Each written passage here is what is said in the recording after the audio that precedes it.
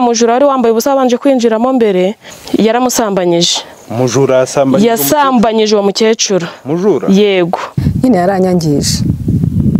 Ibihe byiza cyane kuri mwe mwese mwakoze subscribe kuri Rio Vibe nkibisanzwe nge nitwa Eric wacu nyita Eric wacu. Tudatinze rero hano kuri Rio Vibe nuko polisi y'u Rwanda mu karere ka Ruhango yatangaje ko yataye muri yombi abantu batatu bakekwaho kwiba no gusambanya umukecuru w'imyaka 58.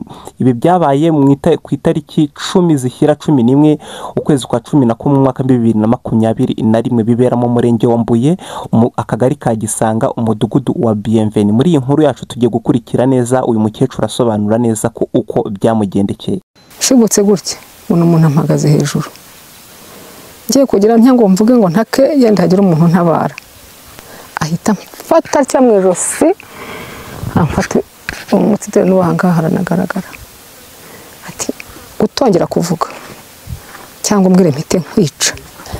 Arasahura araterura umufuka urimo imyumbati nuko ubwo arangije rero abo bari kumwe barabasohoye basigara nkorera ibyamfura mbi ariko sintumbaze simbazi. Nkuko mubyumva rero hano ni kuri Rio Vibe bivugwa ko rero umugabo w'uyu mukecuru atarahari ndetse n'abana be bane bose batari bahari.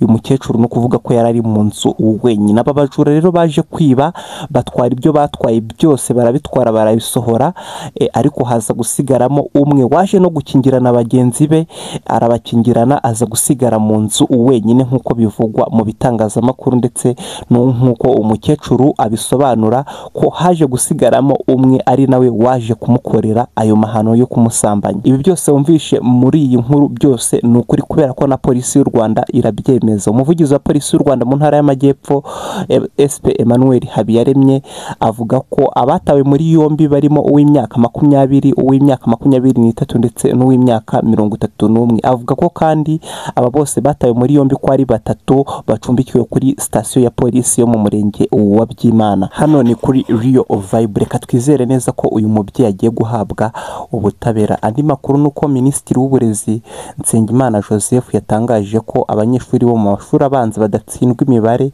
kubera ko batayizi ahubwo ko bagorwa n'ururimi rw'icyongereza babarizwamo. Ese wowe ubona gahunda yo kuba abana bo mu mashuri abanza nko guhera mu mashuri y'incuke kugeza mu mwaka wa 3 gahunda yari iriho kera yuko bigaga imibare mu rurimi rw'ikinyarwanda bityo rero bagatangira kwiga imibare mu rurimi rw'icyongereza cyangwa se igifaransa bageze mu mwaka wa 4 yasubiraho cyangwa se ari ubwo buryo bwatuma abana bakomeza gutanga umusaruro ku ishuri. Urandikaho ngaho muri comment. Hano ni kuri Rio Vibe iyo ukurikirana inkuru zacu cyangwa se iyo ubana natwe amakuru yose akugereraho ku gihe. Nge nitwa Eric wacu mbifurije amahoro aturuka ku Mana mwebwe ndetse n'imiryango yanyu yose. Ciao ciao.